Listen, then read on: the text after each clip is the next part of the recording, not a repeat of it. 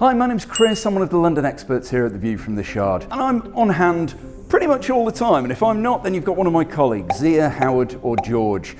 We roam around the galleries up here, pointing things out to people, where things are, what things are, how to get around, what to do next, where your hotel is, what to have for lunch, anything about London. If you've got a question, come and find us. We are more than happy to have a chat. Why do we do what we do?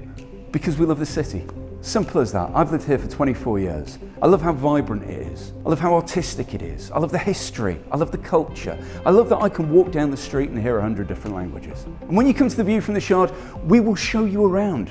Make this your first stop. We can show you the whole of London, the whole panorama, 360 degrees you can see for 40 miles into the distance. And we can plan your trip. There's nothing we like more than meeting somebody who's not been to London before and showing them what they can have.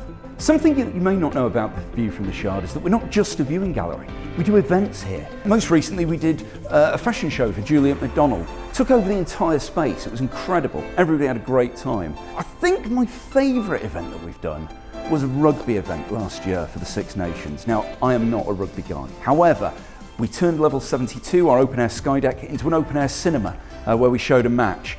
People had a wonderful day. There was drinking, there was dancing, there was merriment, there was some very good pies on offer. Everybody walked away having a wonderful time. All you need to do is keep checking our website.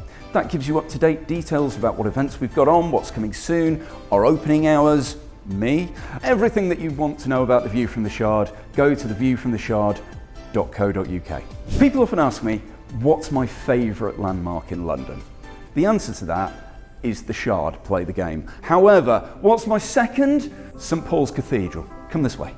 So if we look down here to the large dome, St Paul's Cathedral, built by Sir Christopher Wren after the Great Fire of London of 1666. Took him 9 years to design, 33 years to build.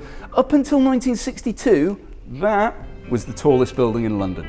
It's 365 feet tall. It's a foot for every day of the year, because Christopher Wren said you're meant to worship God every day of the year. That's the reason it's that high.